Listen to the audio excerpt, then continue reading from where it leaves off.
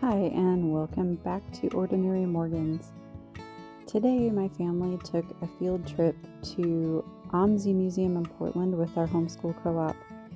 We spent some time in the car watching the geese and looking over the river. The exhibit right now is called Exquisite Creatures Revealed, and it was gorgeous. It started with a video, and then we got to go in and look at all the different specimens. These are all creatures that were once living, and they died of natural causes, and then this person preserved them all and made this gorgeous display. And as we're walking through, you can't help but think about how cool it is, all the different types of creatures that live on our earth, and how many there are and how different they are, and what happened for them to all come alive. And I wanted to just take a minute. My brain just goes back to the Bible. And so I'm going to read a little bit to you out of Genesis.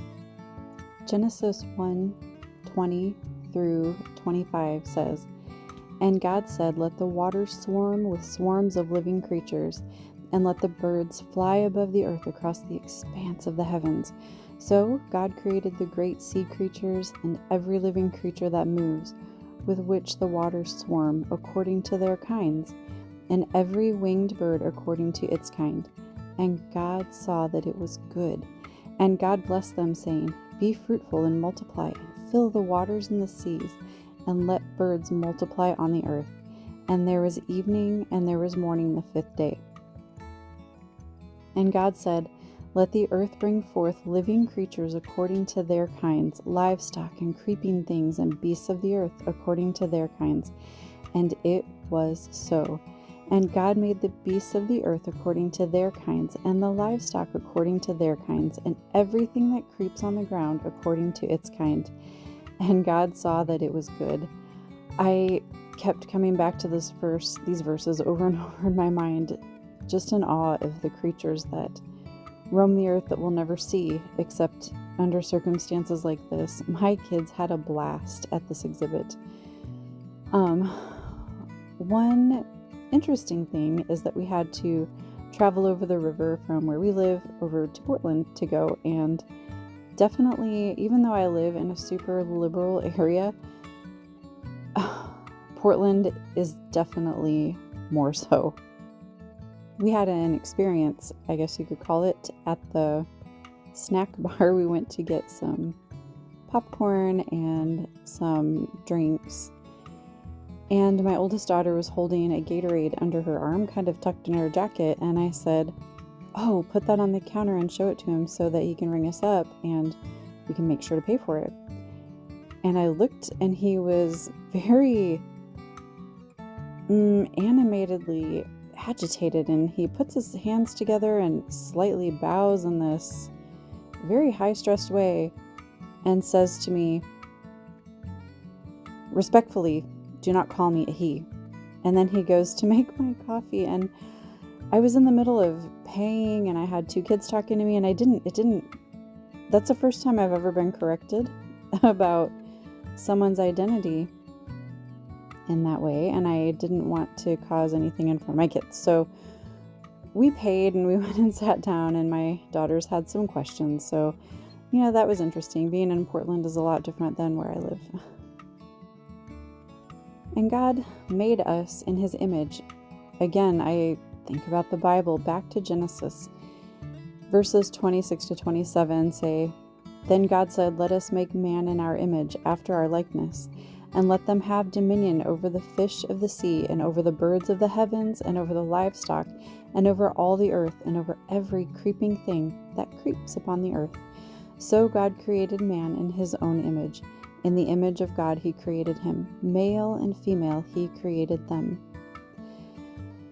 So we prayed for him before bed tonight, and that was, one more lesson at the museum today. So these exhibits, this is a snake with, birds on it. My kids were just fascinated with all of these things. And, I'm not going to lie, I was too. I've seen creatures today that I've never seen before. The insects were gorgeous, rainbows of colors. It was truly fascinating. This wall is a bunch of different fish. I wish I could show you. I didn't get very good video of the details, but they're incredibly detailed, preserved very well. They're just beautiful. Since we homeschool, it's always nice to find opportunities to learn about things in different ways instead of just book and paper. So going to this was amazing. These exhibits were, they were really cool. They wanted their dad to get in the photo too. So today we learned about all the creatures and some social aspects too. After we were finished in this exhibit, we walked through the museum and spent some time looking out over the river. This is the view going up the escalator. It's really a gorgeous area.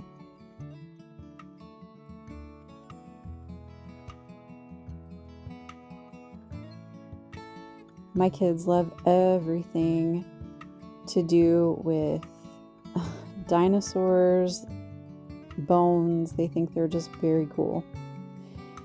This has an axolotl.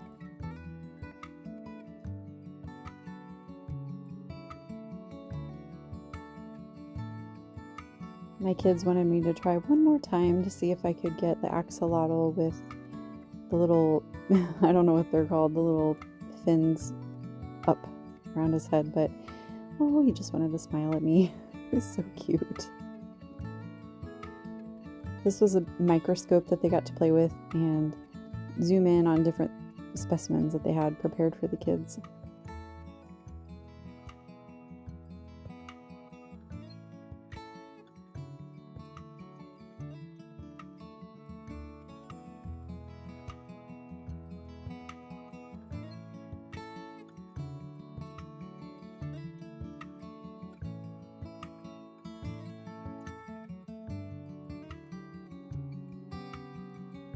These are walking sticks, and they were moving right before we got over here, but of course as soon as I tried to catch them wiggling, they stopped.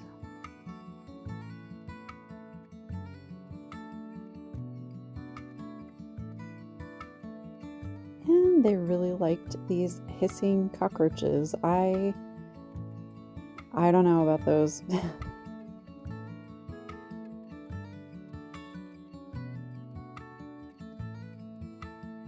They actually scanned and then 3D printed this juvenile T-Rex in the background. And then there's a whole area with puzzles and different activities that the kids can do. Puzzles, water playstations. These are water rockets. You can charge them up and see how high you can launch them. It is such a great place for kids. My daughters are second grade and kindergarten, and it's really interesting. We purchased our house in a school district that we really wanted our kids to go to school in when we only had one child. And I'm a public school student, so is my husband. We always thought we would send our kids to public school until, around, COVID time, when everything changed and a lot of things came to light. When that happened, our daughters were still, one turned 1 during COVID and the other one was 3. Yeah. And so still too young to be worrying about school, but it did open our eyes to a bunch of things. And I am a researcher, so I started then looking into things and learning all that I could about my options. Well, homeschooling started creeping into the corner of my mind, and here we are, all in, homeschooling family. There are so many more benefits than just having it be Christian if you want that, which we do, and having like-minded people around you, which is awesome too. It's also freedom. We aren't underneath the thumb of a school district. We don't have to ask permission if we want to come and take our kids out to a dentist appointment or a field trip. We have control over our schedules, not the school. We have freedom to pick what curriculum we want. We have freedom to put them in whatever extracurricular activities we want. We do get the typical questions you get. My husband had my daughters at their eye appointments the other day, and we've been going there for years, and they finally have us down as a homeschool family. They used to ask, what school do you go to? And they don't do that anymore. But they did ask my husband, well, do they get any socialization? And we just have to laugh whenever we don't get offended easy. We just laugh because I think our kids are more socialized than public schoolers are. And I would have to argue that the quality of their socialization is very high quality. I walk in the mornings, and whenever school's in session, I walk past the bus stops on my journey, and the kids at the bus stops, they all have their noses buried in cell phones with their backs to each other and earphones jammed into their ears. So earbuds, they aren't talking, they aren't socializing. So yeah, I know that's kind of old leftover stereotypes, and that's okay. We'll just keep working on it. Another issue we have is our school's scores are so bad. I don't have the data in front of me right now, but definitely well below 50% in both reading, in all reading, science, and math. Reading and math are the ones we're most concerned about for the schools. I just can't imagine sending them to school and then having them come home, and then we have to spend time teaching them the things they need to know. Why don't we just invest in them throughout the day and do it right the first time? They also aren't exposed to all the social things going on in schools. You know, when I was in public school, it was so different. I don't know if you know, but some of you listening may know, I'm an old mom. I went through over 6 years of infertility, and these two are my miracle babies. I had the oldest when I was 40, and then the youngest when I was 42. So I was considered a geriatric mom. And so schools were indeed very different from when I went to school. Also, I grew up in a small town in Illinois. We had one 4-way stop. It's just such a different world. And now my husband and I, you know, we can't imagine doing it any other way. And God willing, we'll homeschool our girls, you know, all the way through their education. It's been such a blessing to us. As far as socialization goes, they are in, we go to our co-op a couple days a week. They do chess club and music lessons, and they both play basketball with the local Parks and Rec department. My husband coaches them. They've done plays. They have friends. It's I just want to dispel any of you listening who might not know much about homeschooling. There is much socialization to be had. It just depends on the willingness of the parents to put themselves out there. Homeschooling is hard. You know, it's fulfilling, no doubt. It is hard, but we can do hard things. That's what we teach our kids. We can do hard things, and this is worth it. It is so worth it to pour into our children. I also work full-time. My husband works full-time. So it is a sacrifice. It's either a sacrifice if one parent wants to stop working, it'll be a financial sacrifice. If you both must work, it's definitely a time sacrifice. You have to sacrifice your personal time, you know, things I may want to do, I don't always get to do because we're finishing up lessons that we didn't get done during the day because we were both working. It's so important to us though. It's hard, but it is so worth it. Another sort of misconception I hear a lot is that, oh, you have to have a lot of money to homeschool. We're just an average middle-class family on a budget, and we're able to make financial sacrifices to make it work and to fit the things in that we want to fit in. Do we get to do all the things that my heart would desire for my kids? No. But they're still getting a rich education anyway, and there are so many free resources out there now that it doesn't have to be expensive to homeschool your children. I wasn't sure where I was going to go with this video today, but turns out I'm going to talk a lot about homeschooling, and it doesn't even have to just be Christian homeschooling. I wasn't always a Christian. I have a very interesting and dark past, and It's all part of my testimony, but now's not the time. But what I'm trying to say is that even if you're not Christian, there are plenty of resources that you can still homeschool your children and create in them the character and cultivate the person that you want them to be as their parent and their teacher. That's your job. This is an earthquake table. My kids were really interested in the earthquake displays here. You're supposed to build architecture while the table's still, and then turn the earthquake on and see if it can withstand your building skills. So you can see here my husband had to build a really tall one because we both sort of wanted to see one crash. So they were building it up, and then Ivy will turn on the table and we'll see, did it withstand? Da-da-da-da-da-da.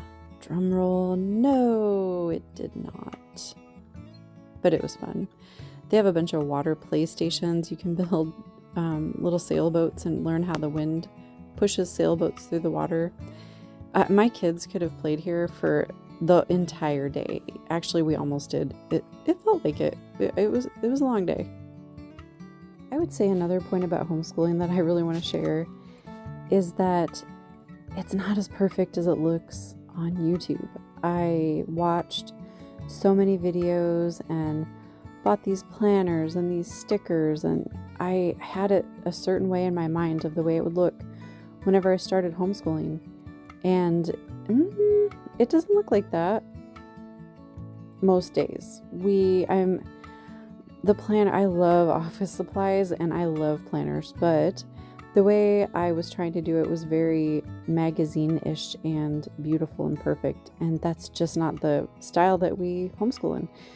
I ended up being better at reverse planning. So I would make all these elaborate plans and we wouldn't use them, and then I would be frustrated. So reverse planning is the way to go for our family. That means you just write down what you did that day, and then I have a little academic calendar where I have certain milestones marked to try to keep us on track, to make sure we aren't falling too far behind. So if you're considering homeschooling, I say go for it. People will try to tell you you're not qualified. They will tell you that the public schools have the certifications needed to educate your children, but I wholeheartedly disagree. Look up your state's laws and you can do it. You can do this. No one knows your children better than you, and no one cares about them more than you. If you have any questions about homeschooling, I am happy to talk about homeschooling all day long. Paige is in second grade. We've been homeschooling for 3 years, so I have younger children. I haven't been through the older years with all its challenges, but we've tried a few different styles, and I don't know what style we are. You hear people say, oh, we're an Ambleside family. Oh, we're Charlotte. We're just homeschoolers. We have a mix and match of a bunch of different curriculum we use, and we've kind of found what works for us. So I would encourage you, don't be scared. If you're thinking about homeschooling your children, go for it. Give it a try. Reach out, find resources, look in your community, find a co-op. It doesn't have to be expensive. Can it be hard? Yes, it is so worth the sacrifice.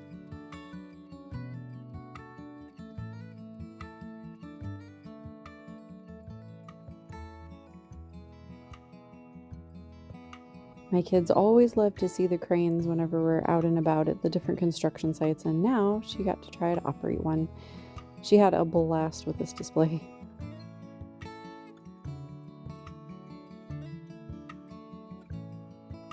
I would also add that I would fill your circle with people who will support you in your homeschooling journey. Try to ignore people who speak negatively about it, because there are plenty of people who will just say, oh, give it up and go back to public school. Surround yourself with people who support you and want you to succeed.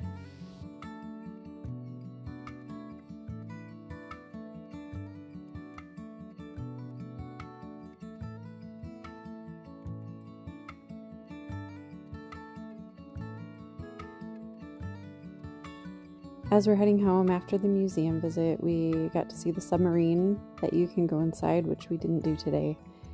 And we walked down the path a little way and saw our goose friends still hanging out there. Wonder if they chased anyone. Those videos are always funny to me. But I want to leave you with one last verse from Luke. It's Luke 6:40. A disciple is not above his teacher, but everyone, when he is fully trained, will be like his teacher. They'll be like their teachers. Who do you want to influence your children the most? You or the public school teachers? Even the most wonderful public school teachers can't replace a parent. And God has given us charge over our children. He lets us have them for a little while to train them up in the way they should go. And so if you've ever wanted to try homeschooling, I would encourage you, look into it and just go for it. I wanted to get closer, but we decided to let him be and have a little happy geese life over there. My youngest is pretty brave. I ended up being the one to chicken out and to call her back. Yeah, she would have walked right up and tried to touch them. My mom tells a story about when I was small, really small. She was carrying me and we went to see a goose, and I don't remember all the details. I was so young. I only remember it because she's told me. We walked up to it and it started chasing me and trying to bite my feet. So I'm happy to leave them alone. Some of you will recognize this iconic sign. Usually it's lit up in the movies, but we're going home, heading home from Portland. In a second you'll see a beautiful view over the Columbia River. And thank you for watching. Please feel free to subscribe, and God bless you.